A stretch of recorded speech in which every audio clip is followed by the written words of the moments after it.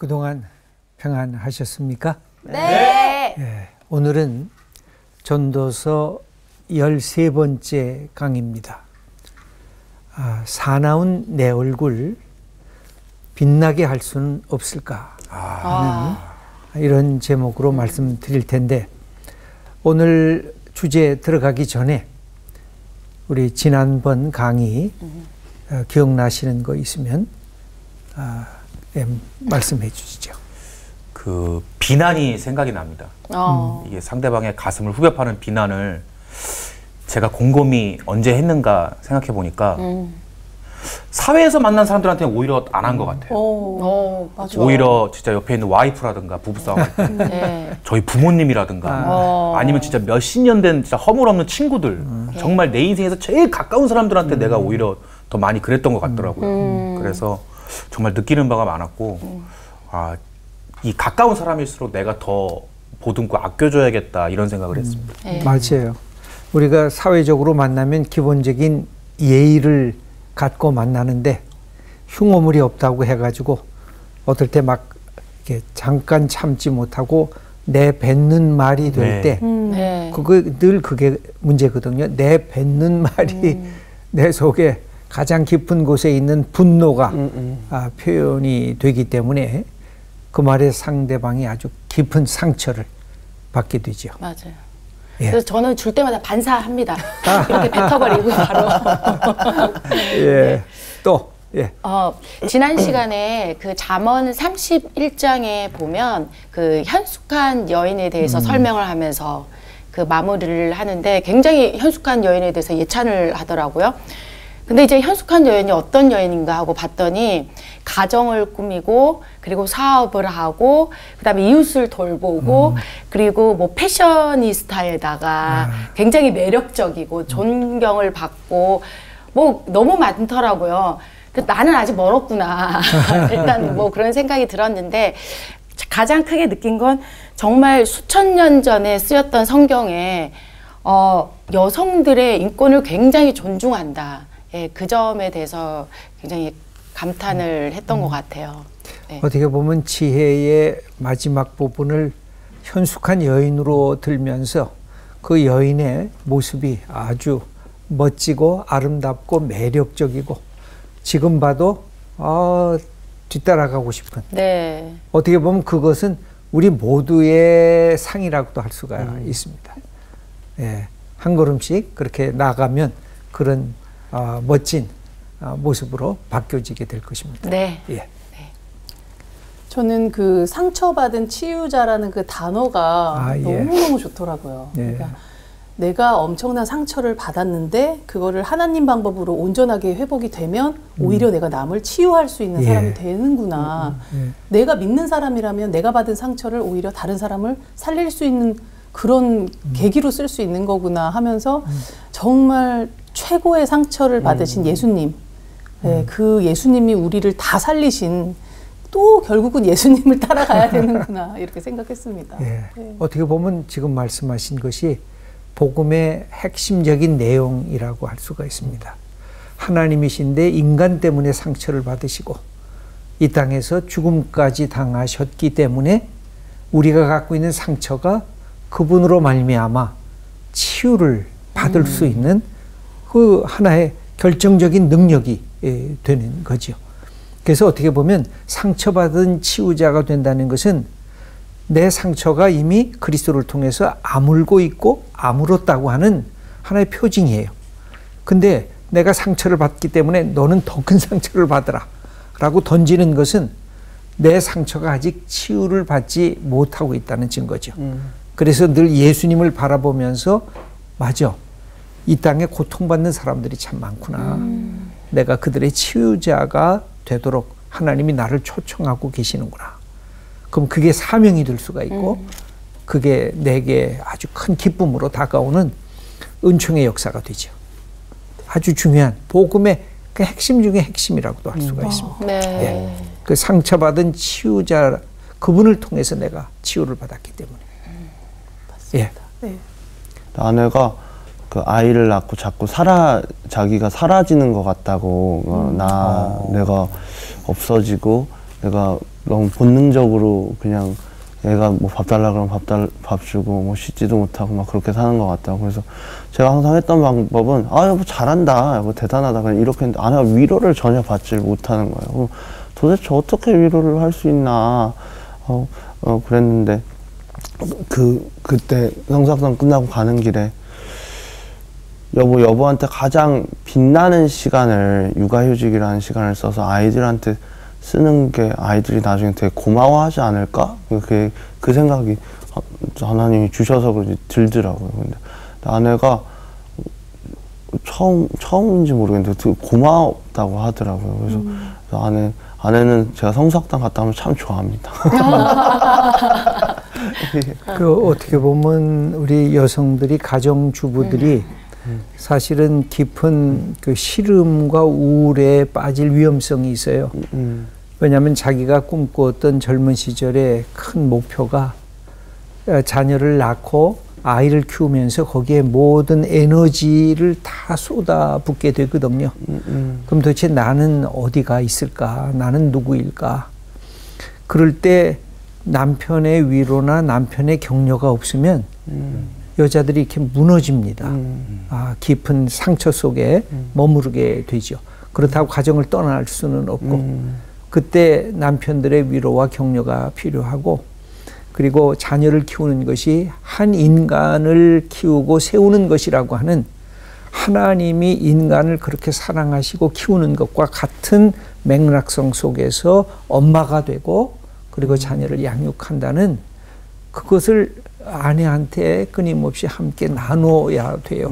그 자체가 소중한 것이고, 나는 그래서 내가 이렇게 바깥의 활동을 마음껏 할 수 있다라고 하는 그런 점에서 아내를 소중히 여기고 높여줘야 아내가 가정주부로서 일을 할 때 그 역할을 감사하면서 감당할 수가 있게 됩니다. 오늘 수업 전도서 13강 사나운 내 얼굴 빛나게 할 순 없는가? 여러분들의 얼굴을 보면 기본적으로 이렇게 빛나고 있습니다. 예수 그리스도를 믿는 마음속에 따뜻함과 기쁨이 그렇게 스며들어 있거든요. 그런데도 불구하고 우리들의 얼굴이 환할 때가 있어요. 근데 그 환할 때 내 얼굴을 잘 못 봐요. 그때는 거울도 잘 안 봐요. 내가 웃을 때는 거울을 이렇게 보면서 웃기도 하는데, 환한 모습은 자기가 자기를 제일 못 보는 모습이 환한 얼굴이에요. 여러분, 환한 얼굴 찍어본 거 있습니까? 그 착각하고, 내 남편 화날 때 착각하고, 내 아내 화날 때 착각하고. 근데 거의 없어요. 없어요. 예, 그죠? 네. 그러다 보니까 자기가 얼마나 화냈을 때 자기 모습이 미운지, 못생겼는지, 이런 사람하고는 내가 안 살 것 같은 그 얼굴을 우리들은 놓치고 살 때가 많아요. 그런 점에서 이 화났다고 하는 것을 끊임없이 광채나는 빛나는 얼굴로 바꿔줄 필요성이 우리에게 있는데, 어떻게 보면 한국 사회는 화가 나 있는 사회라고 할 수가 있습니다. 우리가 7, 80년대까지 산업화 운동을 하면서 한국 사회는 어떤 사회였느냐면 헝그리 사회였어요. 배고픈 사회였어요.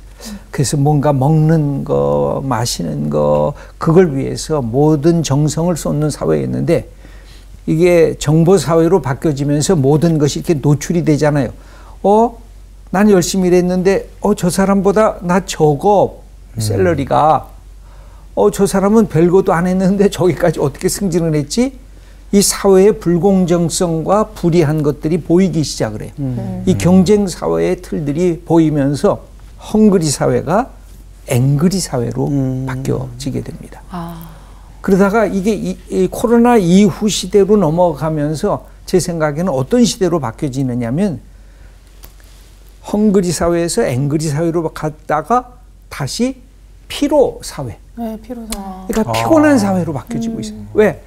너무 이 모든 정보성이 노출이 되니까 내가 어디가 있어도 이게 나의 고유한 자리에 내 사적인 영역들이 자꾸만 사라지고 있어요. 그러니까 힘들어요. 어디 가면 이게 다 공개된 사회. 이게 SNS로 공개되고 유튜브로 공개되고 요새 뭐 몰래 카메라로 공개되고, 내가 이게 숨어 살 데가 별로가 없어져요.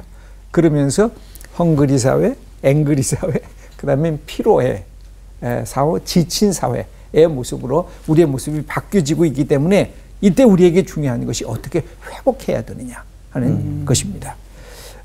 서울대에서 우리 사회 울분 점수를 이렇게 조사한 것이 있는데 2017년에 울분의 위험증을 갖고 있는 사람이 약 30% 됐어요.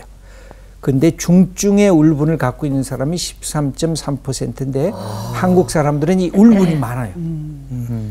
그래서 한국에 이 욕이 엄청나게 많습니다. 요새 젊은 친구들을 보면 아예 욕을 달고 다녀요. 맞아요. 대화가 욕이에요. 맞아요. 앞에 꼭 개, 뭐가 붙어요. 그냥. 맞아. 야, 이렇게 살아도 될까 하고 걱정할 만큼. 근데 2018년에 조사하니까 위험 울분이 40%가 되고 그 다음에 중증 울분이 그중에 14.7%까지 가게 돼요.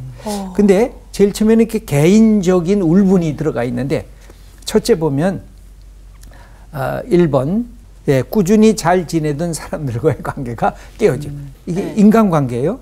그 다음에 두 번째도 인간관계인데 나의 가까운 친구 또는 친지가 죽게 되는 경우 이게 정말 가슴이 아픈 거죠. 세 번째는 경제적으로 큰 위기를 겪을 때, 그 다음에 네 번째는 믿었던 대상에게 크게 배신을 당할 때. 여기 보면 인간관계가 거의 세 개예요. 그러니까 사람 때문에 답답해하고 사람 때문에 안타까워하고 그러니까 우리 속에 있는 것들은 결국 인간관계 때문에 생겨지는 것이 압도적이라는 것입니다. 그래서 인간관계를 잘하는 사람들의 이 울분 지수가 굉장히 낮은데 인간관계를 못하는 사람들은 다른 사람들이 다 적처럼 보이는 거죠. 다른 사람들이 나를 다 조롱하고 나를 무시하고 나를 인격적으로 존중하지 않는 것처럼 보여지니까 이게 그냥 화가 나는 거죠. 그 울분이라고 하는 그 표현이 되어져 있는 울분에는 한번 읽어주시죠. 울분에는 외부적 분노에 자기 자신을 향하는 골깊은 내적 쓰라림이 결합되어 있다. 이 쓰라림은 주로 괴롭고 고통스러움, 답답함, 무력감, 자책감이 만들어내는데 이 감정들이 한자 울의 뜻처럼 빽빽하게 쌓여 분노와 중첩된다. 또 울분에는 내일을 비관하고 변화를 기대하지 않는 부정적인 미래 전망이 포함된다. 예, 이게 2018년도에 국민들 54.6%가 그렇게 울분이 그 가슴 속에 들어가죠. 있다고 하는 사실입니다. 근데 이게 2021년도를 조사하면 58.2%로 늘어납니다. 그러니까 60% 가까이 한국 사람들은 마음속에 울분이 뭔가 한 대 어디 쥐어받고 싶고 누군가 한번 욕하고 싶은 이런 마음들의 이 울분들이 들어가져 있는데 한 가지 흥미로운 것은 2021년에 조사한 것에 가장 큰 울분 요인이 바뀌어졌어요. 정치와 정당의 부도덕과 부패. 이게 그래서 특별히 남자들은 만나면 맨날 하는 게 정치 얘기예요. 여성들은 그렇게 많이 안 하는데 남자들은 거의 얘기하다 보면 반드시 가는 코스가 정치, 정당에 대한 이 이야기인데 그것이 가장 큰 울분으로 한국 사회를 지배하고 있는 것으로 보여집니다. 분노 조절 장애라고 하는 것이 있습니다. 자가 진단 문항에 따르면 화가 날 때 한번 우리 스스로 보면 첫째, 참지 못하고 화가 난다고 막 표출하는 거. 그것을 넘어서서 두 번째, 폭언을 하고 폭력을 가하는 거. 이게 이제 어려워지기 시작하죠. 이 감정을 이렇게 분출하는 의미에 있어서 욕을 하는 것이 도움이 될 때가 있습니다. 근데 이게 자기 치유 요소가 있거든요. 이 욕설에. 그리고 어떻게 보면 이것을 통해서 내 속에 쌓이려고 하는 것을 분출하는 그런 특징이 있는 것은 사실인데 이게 상대방한테 그대로 반영이 되면 이게 상승작용이 일어나거든요. 그래서 우리가 지난번 말씀드린 것처럼 이게 어느 선에서 끊어야 되는데 끊지를 못하게 돼요. 그래서 제가 예수 믿는 분들한테 끊임없이 얘기하는 것이 마음속에 화가 나고 욕설이 생기고 그러면 하나님께 고자질하라는 거예요. 저놈 자식 저거 나쁜 놈이에요. 저거 좀 처리해 주세요 하고 하나님 앞에 고자질을 하는 게 이게 시편 속에 나오는 기도고 네. 그 속에서 하나님의 음성을 들으면서 치유를 받기 시작하는 거죠. 그래서 그 치유를 통해서 회복이 되는데 이게 그냥 상대방을 향해서 직언으로 가고 직접적인 폭력으로 가면 이게 안 되는 거죠. 특별히 부부 간의 폭력은 저는 이건 절대 있어서는 안 되는 거.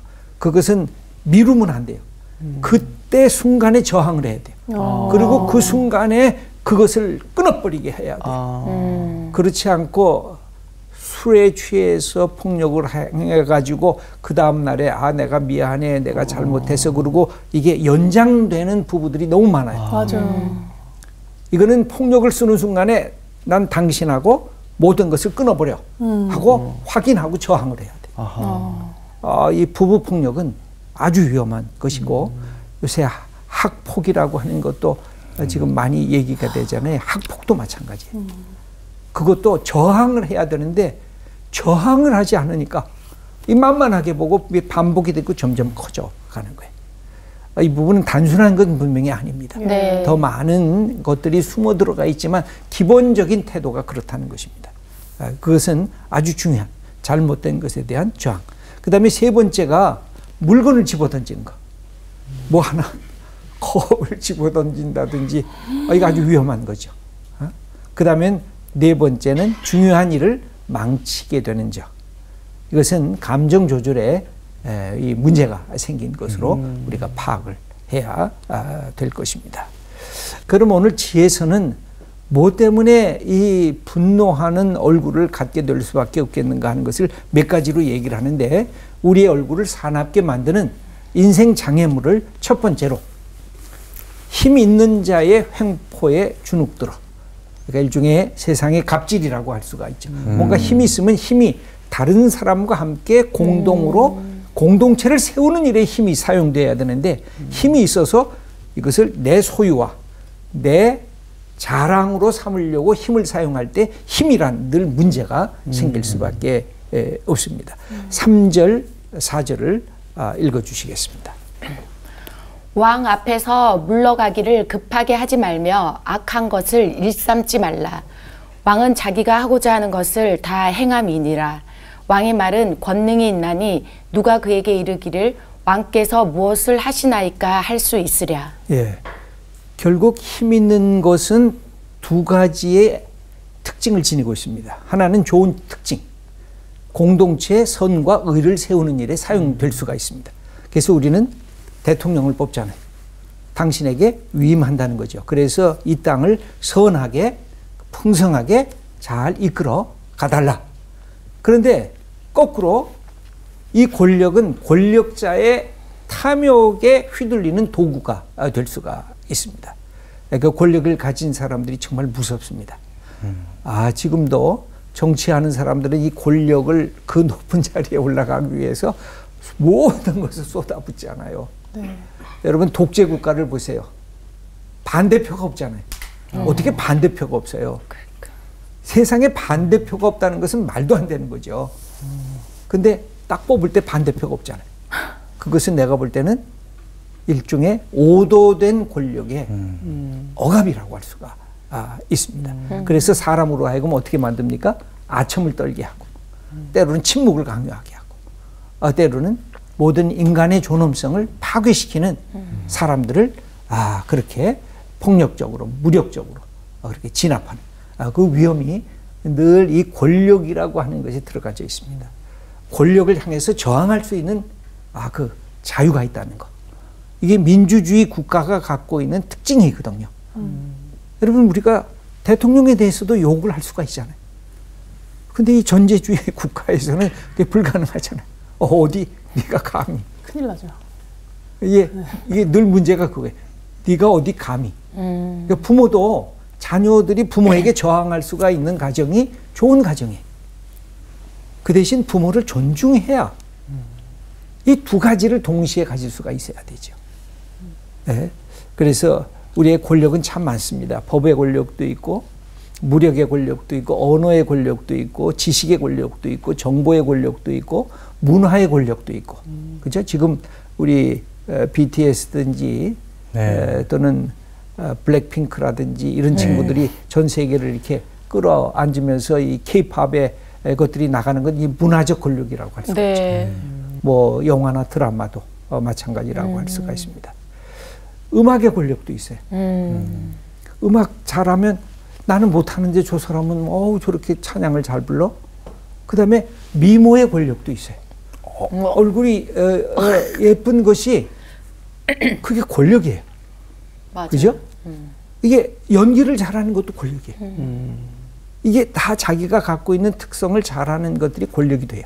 그 권력은 공동체를 위해서 변화될 수 있는 권력이 되면 그게 축복이 될 수가 있는 거죠. 그 다음에 두 번째는 불확실한 미래. 7절 말씀을 한번 읽어주시죠. 사람이 장래일을 알지 못하나니 장래일을 가르칠 자가 누구이랴. 그러니까 하루하루가 괴로운 거예요. 예측이 잘 안 되는 거죠. 그게 우리를 슬프게 만들고 우리를 우울하게 만들고 우리를 사납게 만들 수가 있다는 것이죠. 세 번째는 인생이 어디서부터 어떻게 진행을 해야 되는지를 모르는 이 8절을 읽어주시죠. 바람을 주장하여 바람을 움직이게 할 사람도 없고 죽는 날을 주장할 사람도 없으며 전쟁할 때를 모면할 사람도 없으니 악이 그의 주민들을 건져낼 수는 없느니라. 예, 그 실제로 우리 속에 일어나는 것이 우연성 속에서 반복해서 일어나는 것들이 너무 많다는 거죠. 그래서 내가 어떻게 이 계획을 해도 계획대로 안 된다는 거죠. 네. 이런 불확실성들이 우리를 힘들게 만듭니다. 그 다음에 더 중요한 것이 있는데 네 번째 악한 자의 뻔뻔함인데 11절 말씀을 읽어주시죠. 악한 일에 관한 징벌이 속히 실행되지 아니하므로 인생들이 악을 행하는 데에 마음이 담대하도다. 예, 이게 이제 선하게 인생을 살아가려고 하는 사람들이 갖고 있는 늘 딜레마예요. 왜 저 하나님 전 못된 놈은 빨리 치셔야죠. 하나님 살아계시면. 그리고 저 선한 일을 하는 사람은 저렇게 고통 속에 놔두시면 안 되지요. 저거 빨리 이 역사를 바꿔주셔야지요. 우리의 늘 그런 기도가 있지 않습니까? 네. 그런데 여기 보면 악한 일의 징벌이 속히 실행되지 아니하므로 인생들이 악을 행하는 데에 뻔뻔해지는 거. 저기 담대해지는 거. 하나님 없네. 여러분, 하나님이 만약 계시지 않고 보지 않는다. 다른 사람들이 나를 보지 않는다. 그러면 우리가 갖고 있는 이 속의 악성들이 어마어마하게 노출될 것입니다. 그나마 남의 시선, 그나마 법의 체제. 근데 우리가 예수 믿으면 하나님 앞에서 소위 꼬람데오라고 하는 것이 그게 중요한데 우리가 이 꼬람데오라고 하는 이 말의 궁극성을 놓치고 있을 때가 많아요. 하나님 앞에서. 정말 우리가 하나님 앞에서 바로 서는가.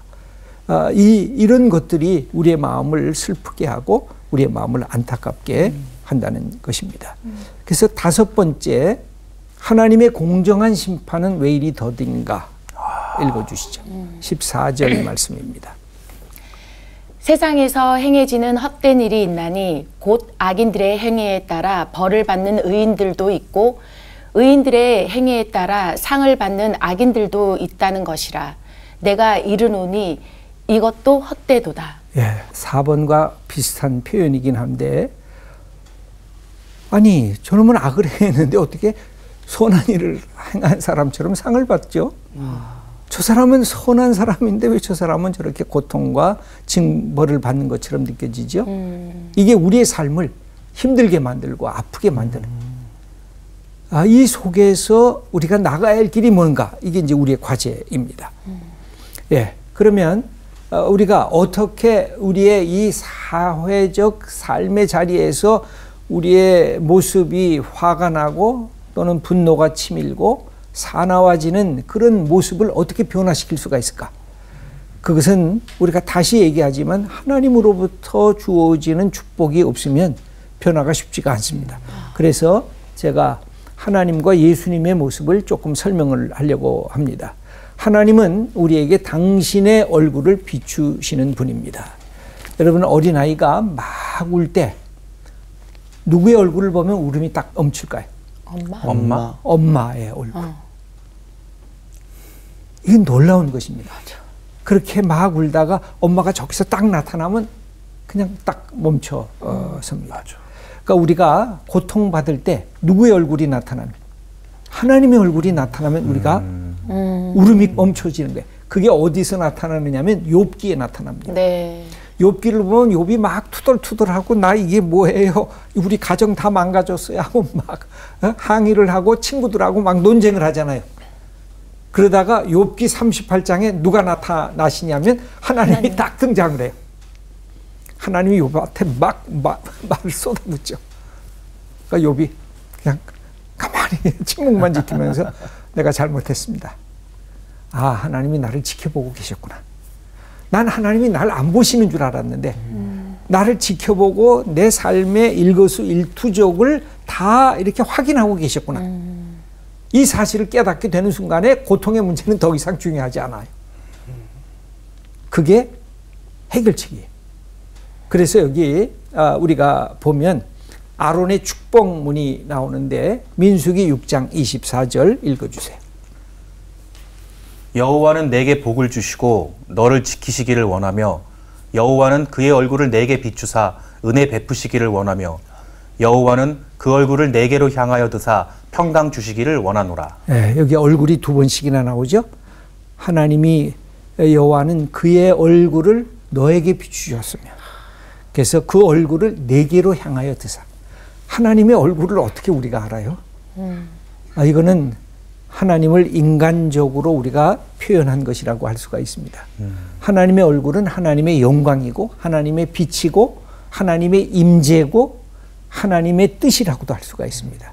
그러니까 하나님이 우리에게 임재하셔서 하나님의 영광을 보여주시기를 원합니다.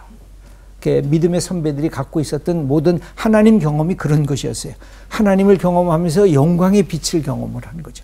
이게 하나님의 얼굴로 이해를 했죠. 그래서 하나님의 임재를 깨닫게 된, 바로 이 아론의 축복문을 통해서 이스라엘 백성을 축복하라 그랬습니다. 그래서 여러분들이 자녀를 키울 때, 또 남편과 아내가 서로 마주할 때 이 축복을 계속 해주시면 좋아요.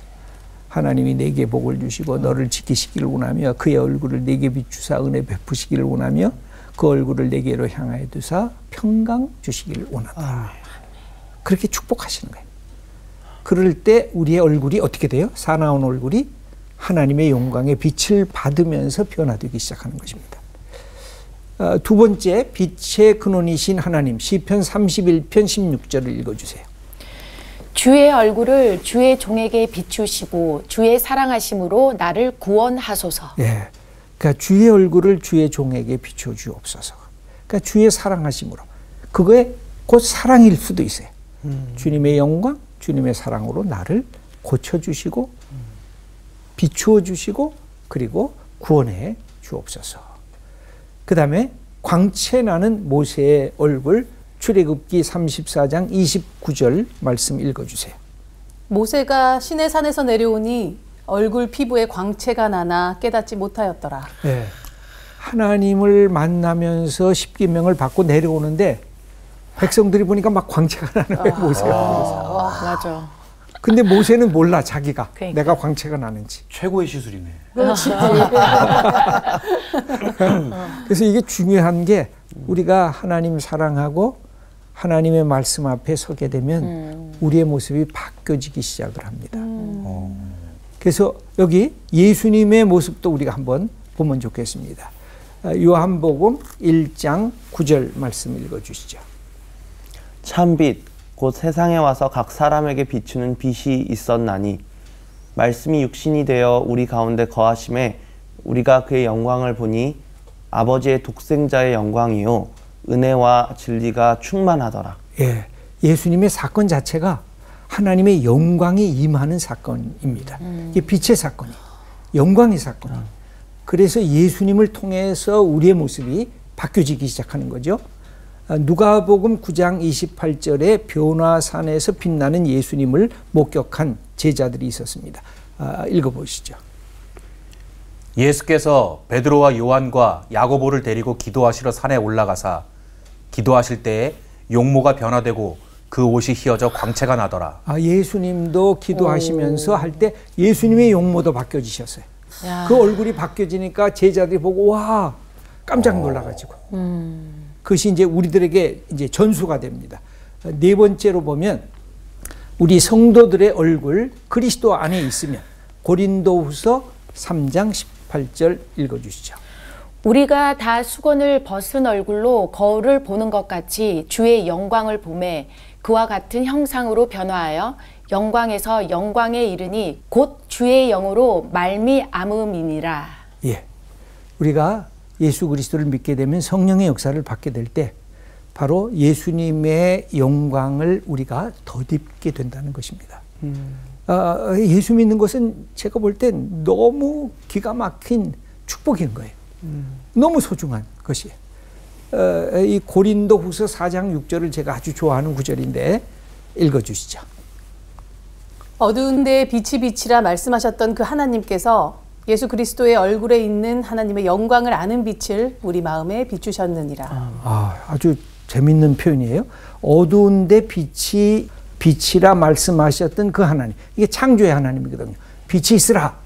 그렇게 말씀하셨던 그 하나님께서 예수 그리스도의 얼굴에 있는 하나님의 영광을 아는 빛을 어디다 주셨어요? 우리 마음에 비춰주면서 첫 번째가 첫 창조고 두 번째가 예수 그리스도를 통해서 우리 마음에 빛을 비춰줘서 예수 믿게 한 것이 두 번째 창조예요. 그래서 우리가 두 번째 창조 속에서 예수 그리스도를 마음속에 모시면서 하나님 사랑하고 내 속에. 그래서 바울은 고린도후서 5장 17절에 누구든지 그리스도 안에 있으면 새로운 피조물이라. 이전 것은 지나갔으니 보라 새 것이 되었도다. 이렇게 선언하고 있는 것이죠. 여러분들이 10년 전에 있었던 드라마 해를 품은 달 기억나나요? 아주 그 말이 제목이 너무 재밌는 거예요. 해를 품은 달. 해를 적게 품으면 무슨 달이 돼요? 금음달이 돼요. 네. 그 다음에 금음달에서 해를 조금씩 품기 시작하면 초승달이 돼요. 네. 조금 더 품으면 반달이 돼요. 그리고 해를 온전히 품으면 무슨 달이 돼요? 보름달. 보름달이 돼요. 그래서 우리도 똑같아요. 해는 발광체고 달은 반사체예요. 하나님은 발광체예요. 빛으로 보면. 우리는 그 빛을 받는 반사체예요. 그러니까 우리가 하나님의 빛을 통해서 얼굴이 빛나려고 하면 어떻게 돼요?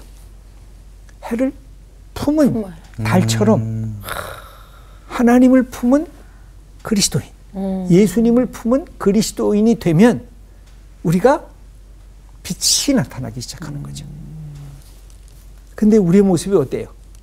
금음달이에요? 아니면 초승달이에요? 아니면 반달이에요? 아니면 보름달처럼 우리의 모습이 빛나고 있는가요? 일단 모양은 보름달이에요. 모양은 동그랍니다. 아주. 그래서 이 부분이 이 해를 품은 달처럼 우리는 예수 그리스도를 품은 하나님의 사람이 되는 것. 그게 우리의 얼굴을 빛나게 하는 아주 결정적인 그 것이라고 할 수가 있겠습니다. 그 해를 품은 달처럼 예수 그리스도를 품을 때 예수 그리스도가 바로 지혜 그 자체이거든요. 그 지혜를 품게 되면 하나님을 경외하는 게 지혜 아니에요. 네. 그러니까 하나님을 사랑하는 게 지혜고 예수 그리스도를 믿는 게 지혜예요. 그래서 예수 그리스도를 품은 하나님의 사람으로 내가 서게 될 때 이게 빛나게 되는 것입니다. 여러분 연애하는 사람 보면 달라졌다 그러잖아요. 네. 맞아. 너 연애하니? 얼굴이 어때요? 밝아지잖아요. 네. 남자도 그렇고 여자도 그렇고 똑같거든요. 맞아. 뭐 때문에? 사랑 때문에 그렇거든요. 사랑이 아니면 밝아지지 않아요. 사랑이 아니면 우리의 어둠이 쫓겨나가지 않아요. 사랑이 아니면 미움이 상실하고 도망가지 않아요. 그 사랑하니까. 하나님 사랑이 절대적이니까. 그 사랑의 표본이 엄마의 사랑이고 그 사랑의 표본이 남자와 여자의 사랑이고 부부의 사랑이에요. 그래서 이 해를 품은 달들 기억하세요.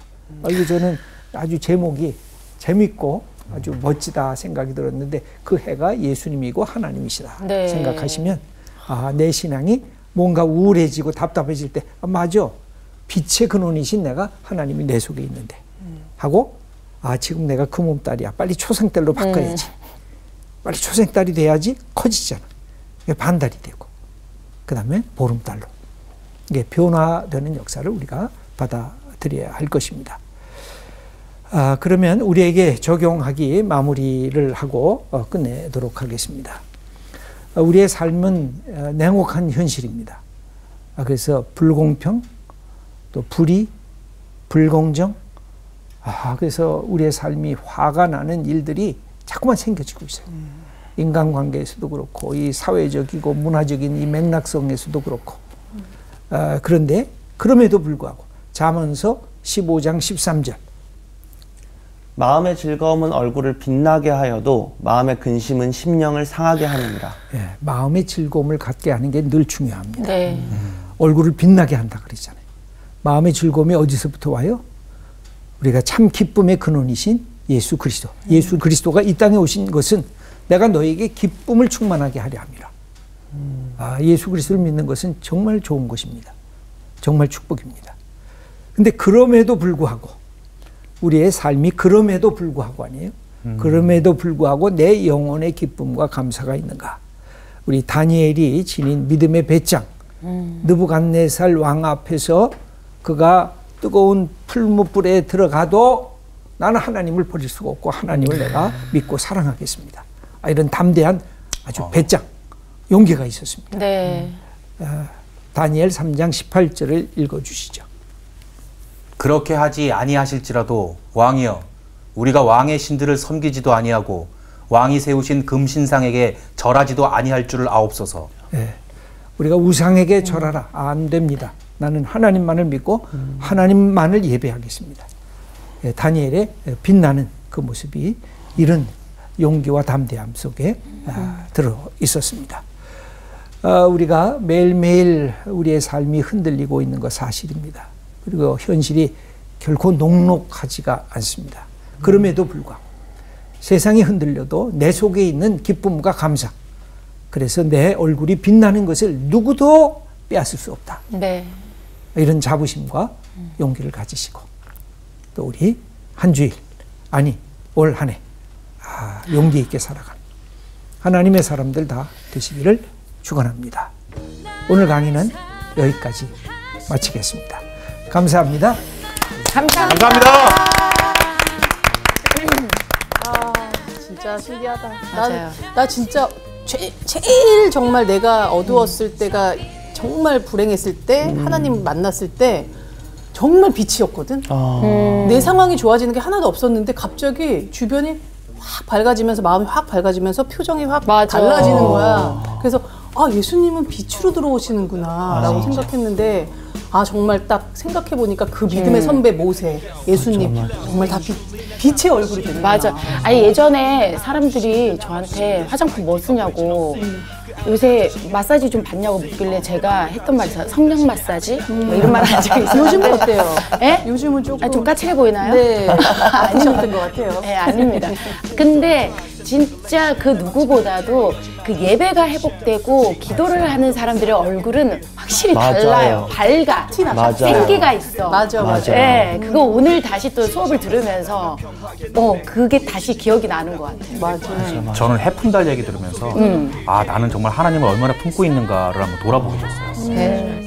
진짜 많이 품을수록 보름달이 되도록 많이 맞아요. 품어야겠어요. 늘 음식물을 많이 품고 있어요. 그래서 좀 더 깊이 하나님을 품었으면 좋겠습니다. 네.